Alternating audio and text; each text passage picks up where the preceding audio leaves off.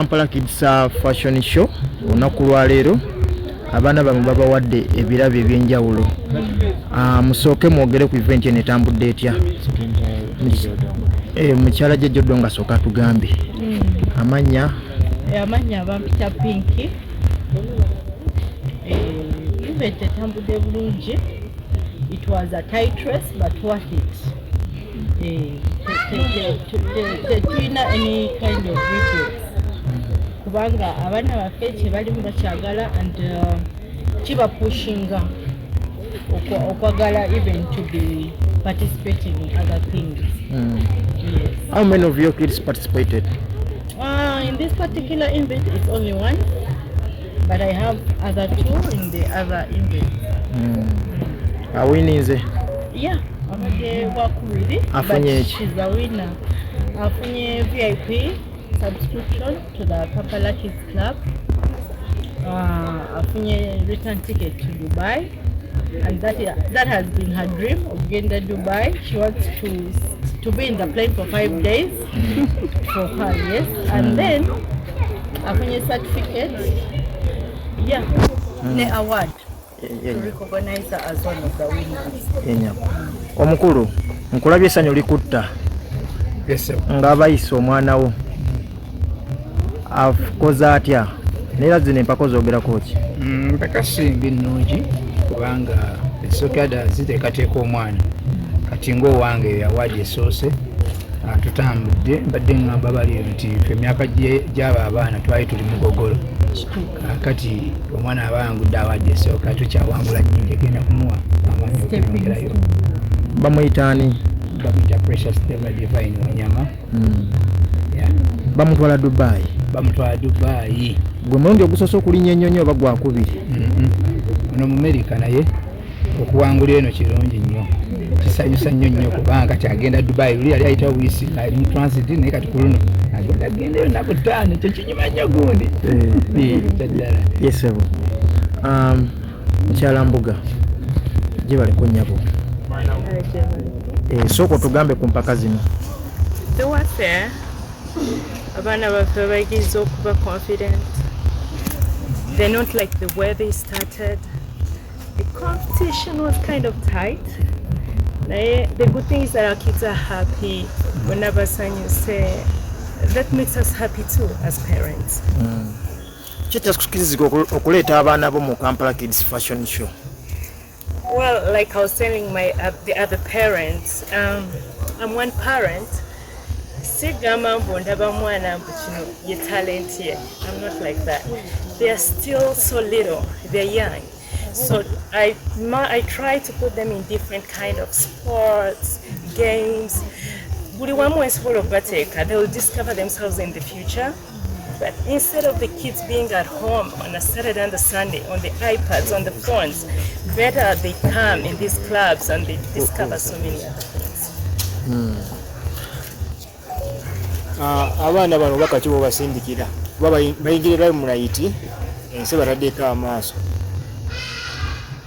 obaka eri abaana bawangudde olwaleero n'eri abazadde okubaliza awamu. I didn't get you. Could you come again? The message to the kids who won. Yeah. Abantu bagenze mu limelight.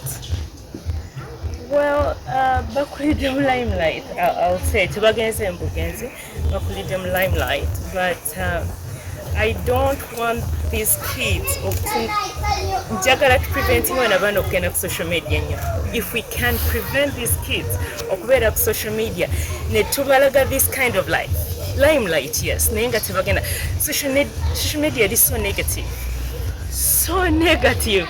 Kabakulu already engeri gyetu nyigamo that I wouldn't want my kid to go through the same thing. So bwe tuba tusobola abazadde okugezaako nga bwe tusobola abaana baffe bajja ku social media ne bwe tuba tubawadde zino bu iPads, phones, ne tubagezaako ozilimitinga of what they can see, what they comment, better. That will be really good for them. Nga weeva ma social media yakukola ki?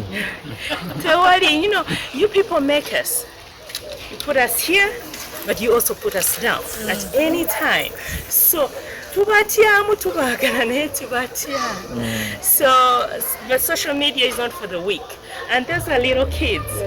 Or you know, kubanga, or really uptight, or kids are gonna social, or kubena ngoli told, because you people told us a lot. Yeah. Shumede nakyegasse ku Uganda okulwaliza awamu nga tugyeko amawanga amalala. The only thing social media kyegase is the business part of it.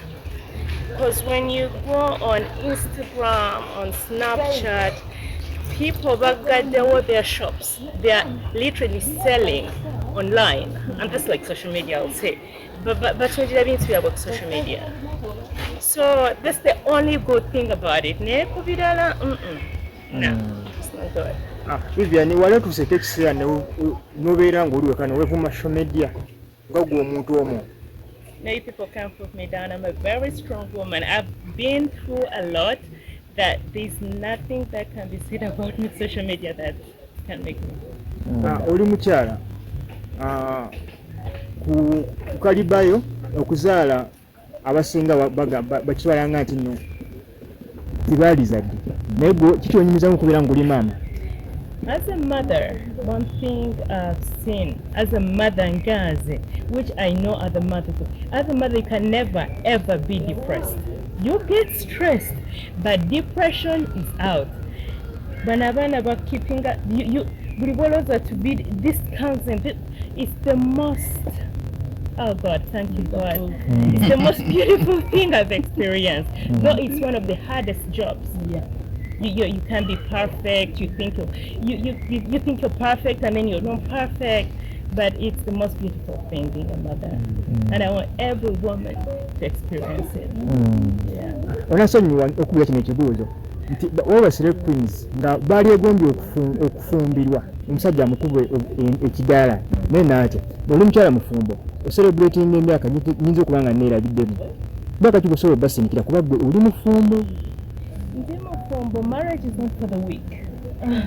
Abakyala abalala bali married bayinza okubabulira, but it's one of the most beautiful things okuzuukuka every day looking at this person gomanyi he has me security wise, the consistent wise, you know this person is there for the kids. It's one of the beautiful things in the Sigwe Vuma, to be honest with you.